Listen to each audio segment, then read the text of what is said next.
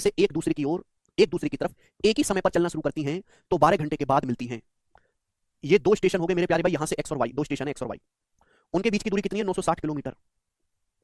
अगर दो ट्रेन दोनों स्टेशन से एक दूसरे की ओर एक ही समय पर चलना शुरू करती हैं तो 12 घंटे के बाद मिलती हैं। लेकिन अगर एक ट्रेन दूसरे से 6 घंटे 24 मिनट बाद चलती है, अगर एक ट्रेन दूसरी से 6 घंटे 24 मिनट के बाद चलती है तो वो 10 घंटे के बाद मिलती है, 10 घंटे के बाद। तो पूछा है ट्रेनों की स्पीड ज्ञात करें, दोनों ट्रेन की स्पीड क्या है? तो ध्यान से सुनिएगा, मैंने मान लिया कि एक ट्रेन चल रही है स्टेशन एक्स से S1 की स्पीड से, यहां से एक ट्रेन चली स्टेशन वाई से S2 की स्पीड से।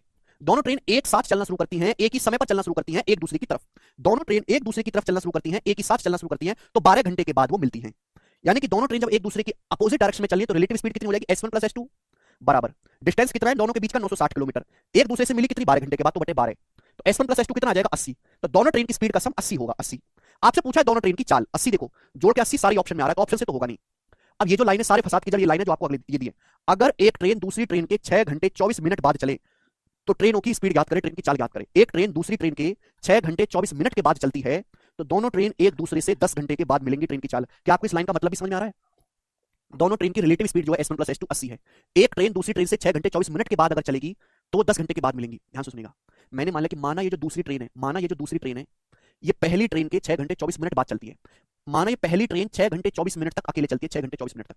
हमने मान लिया कि जो पहली ट्रेन है वो 6 घंटे 24 मिनट तक अकेले चलती है, 6 घंटे 24 मिनट तक। सुनते रहिएगा, 6 घंटे 24 मिनट तक, 6 घंटे 24 मिनट तक पहली ट्रेन अकेली चली।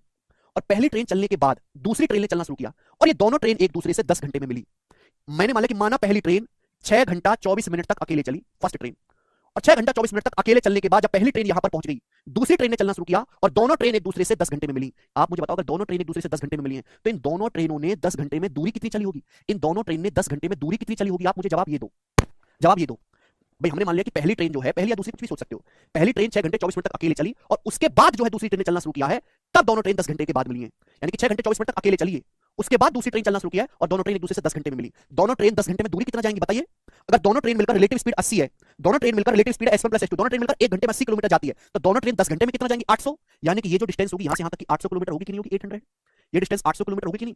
पहली ट्रेन के एक ट्रेन के 6 घंटे के 24 मिनट बाद दूसरी ट्रेन ने चलना शुरू किया। पहली ट्रेन 6 घंटे 24 मिनट तक अकेले चली, फिर दूसरी ट्रेन ने चलना शुरू किया और दोनों ट्रेन 10 घंटे के बाद मिली।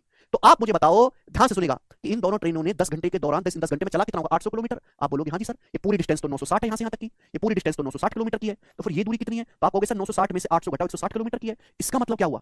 इसका मतलब ये हुआ कि जो पहली ट्रेन है वो 160 किलोमीटर, 960 में से 800 घटाएंगे, पहली ट्रेन 160 किलोमीटर गई है 6 घंटे 24 मिनट में। तो पहली ट्रेन 160 किलोमीटर 6 घंटे 24 मिनट में चलेगी, होगी नहीं? 6 घंटा और 24 मिनट का मतलब होता है 24 बटे 60, 2 बटे 5 आवर, यानी कि 6 पंजे 30 और 2 32 बटे 5 घंटे। तो पहली ट्रेन 160 किलोमीटर 32 बटे 5 घंटे में गई है, तो पहली ट्रेन की स्पीड है 32 पंजे 160, 5 बचे 25, पहली ट्रेन की स्पीड 25 है। ये वाला ऑप्शन करेक्ट हो गया, डी। इतना सा लॉजिक लगाना था। बोलो हाँ है ना? हाँ है ना भाई? ट्रेन की स्पीड कितनी है? 25। इसकी कितनी आ जाएगी? 55। 80 माइनस 25 55, 25 प्लस 55 80। D option. सब बच्चों का आंसर आ गया।